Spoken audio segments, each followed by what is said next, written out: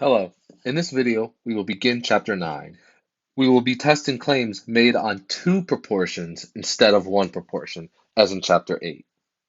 The key concepts in this section are presenting methods for testing a claim made regarding two proportions and constructing a confidence interval estimate of the difference between these two proportions. Based on that, our objectives are two. One, to conduct a formal hypothesis test about some claim made about two population proportions. And two, construct a confidence interval estimate around the difference between these two population proportions. Because we have two samples, it's very important to get our notation correct. We will have very similar notation to Chapter 8, specifically sections 1 and 2, where we have P being the population proportion, P hat being the sample proportion, Q hat being the complement of the sample proportion, N being the number of size, and X being the successes. However, because we have two samples, each of these variables are indexed by a little subscript of 1 or a little subscript of 2. So P sub 1 will be the population proportion relating to the first sample. N1 will be the size of the first sample, and so on. Because we're dealing with two samples, we will need a new notation regarding the combination of both of these samples. And that is what we will call the pooled sample proportion, which is the number of successes of sample 1 plus the number of successes of sample 2 divided by the total number of each.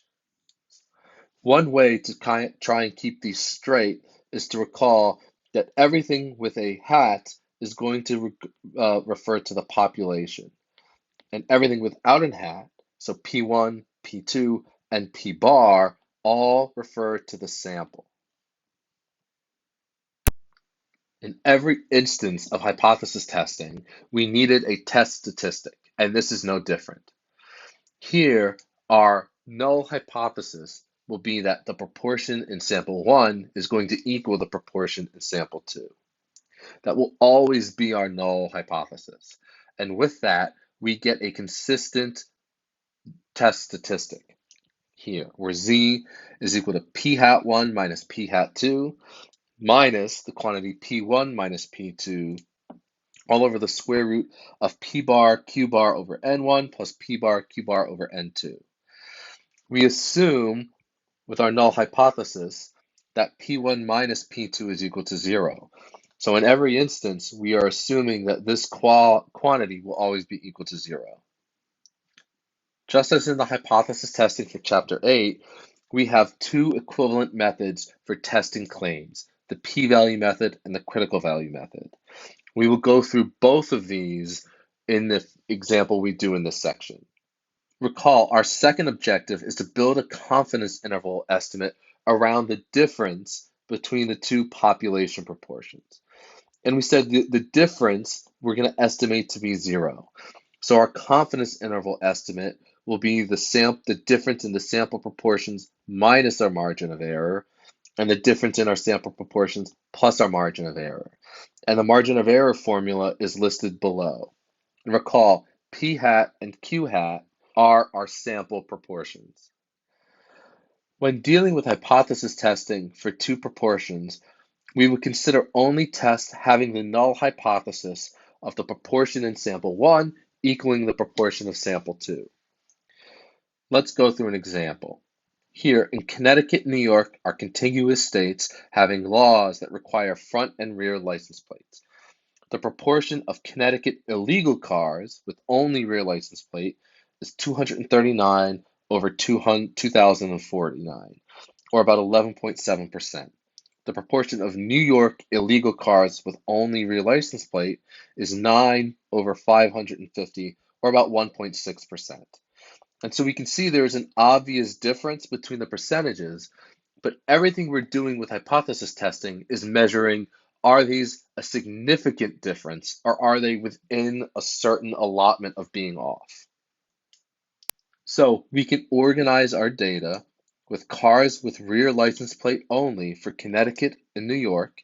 We were told that was 239 and 9, and the total cars, which is 2,049 and 550. In this sample, the first sample for Connecticut, the proportion is 0.117. And in the sample for New York, which we will call sample 2, is 0.016. We will use a 0.05 significance level and the p-value method to test the claim that Connecticut and New York have the same proportion of cars with rear license plates.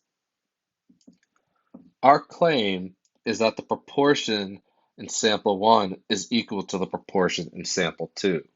So again, that will be, as we've stated, our null hypothesis.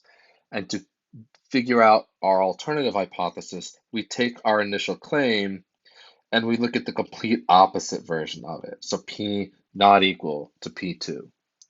And of these two, I want my alternative hypothesis to be the one that does not contain equality. Therefore, our alternative hypothesis is the proportion in sample 1 is not equal to the proportion in sample 2. Moving forward, it will be good to come up with our values for these different variables. P1 and P2, recall, are our population proportion, and these are actually unknown.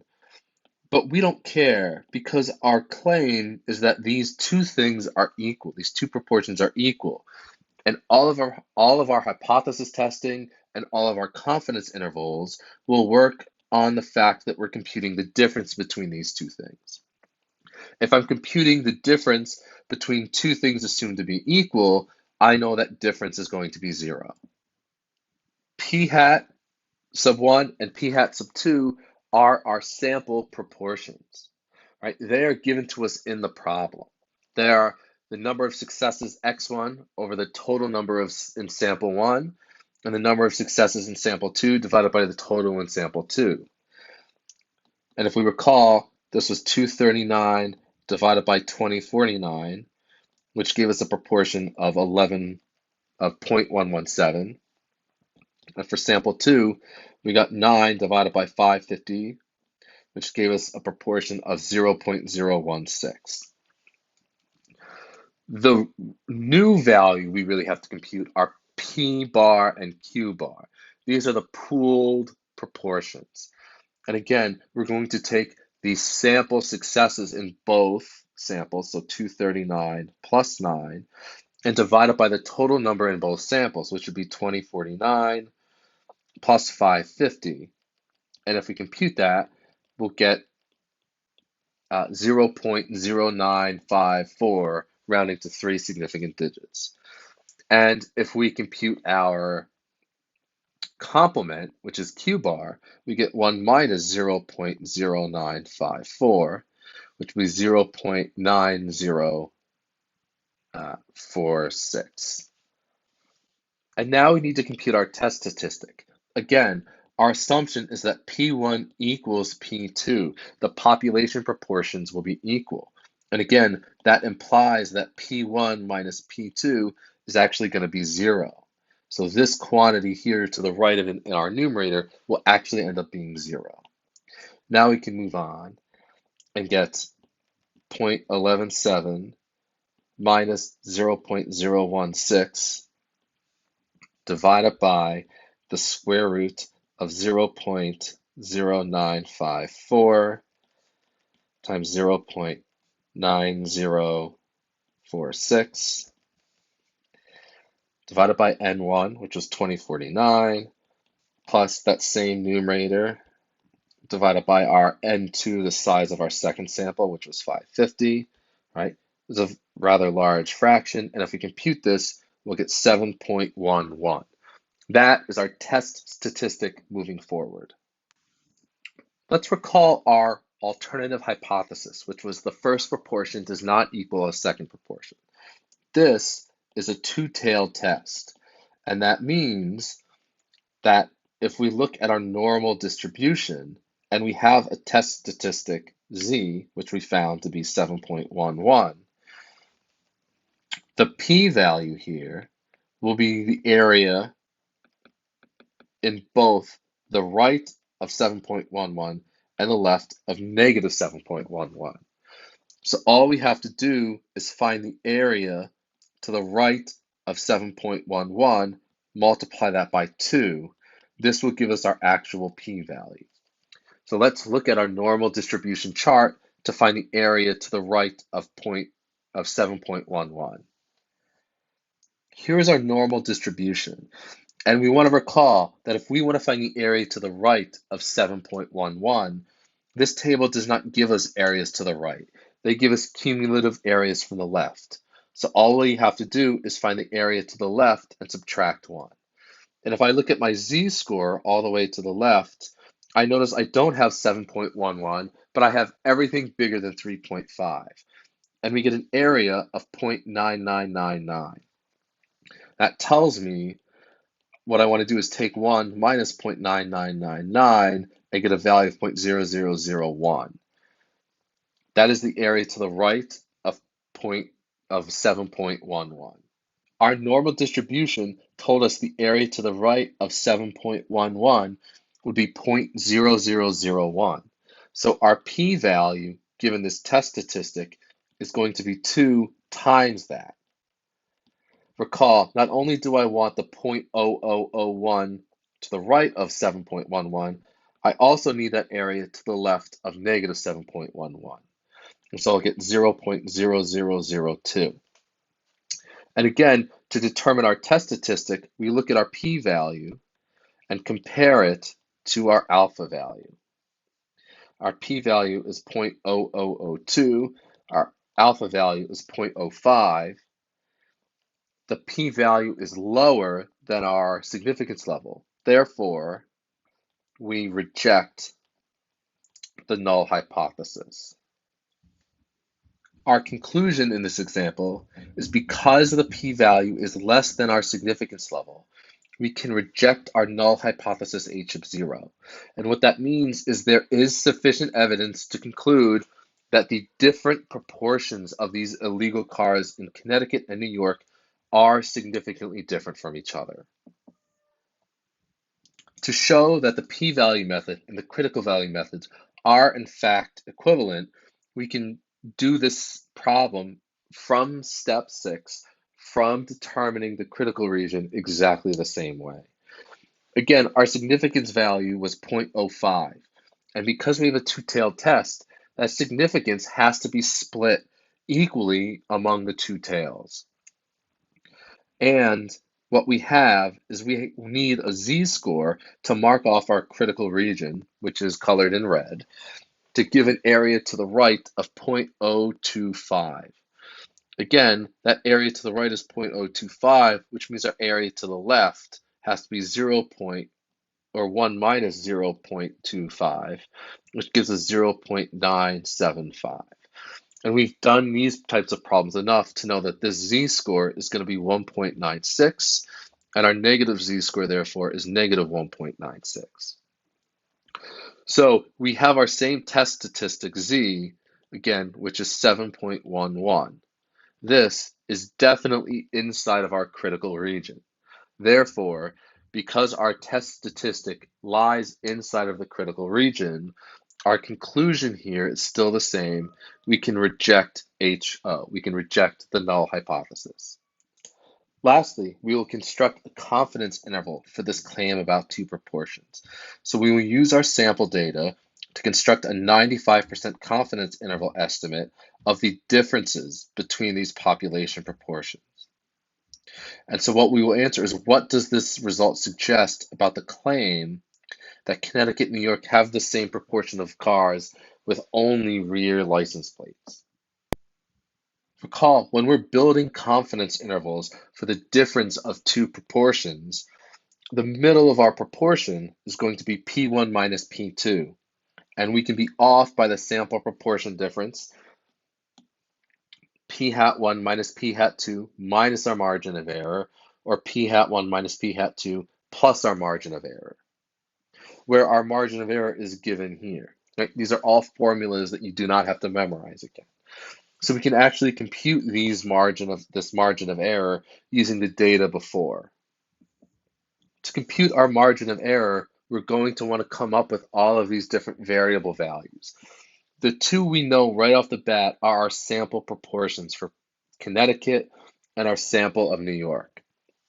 Recall, Q is always referred to as our complement. So if the proportion of sample 1 is 0.117, the complement will be 1 minus that, which is 0.883. Likewise, the complement of sample 2 is 0.984. The size of sample 1 was 2049, and the size of sample 2 was 550. Now, when we compute our margin of error and our confidence interval, two things that we're going to need is the difference between our proportions and our critical value. If we compute the difference between the proportion in sample 1 and the proportion in sample 2, we'll get 0.101.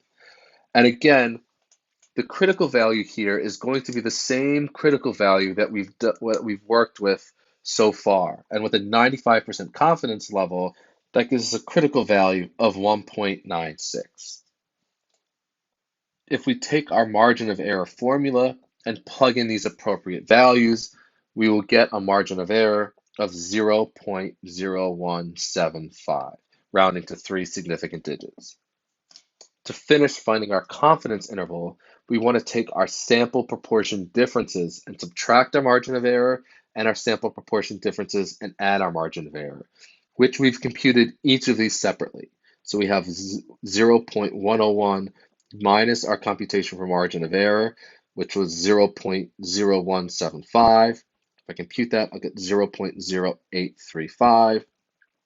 And again, if I want to find the upper bound, I'll add my margin of error to the difference of our sample proportions, and I'll get 0.1183. So our confidence interval will be the lower bound 0.0835 to 0.1185. What does this say about our claim? Well, the population proportion for sample 1 and sample 2 is assumed to be 0. And because 0 is not in this interval, our claim does not have the evidence to support it.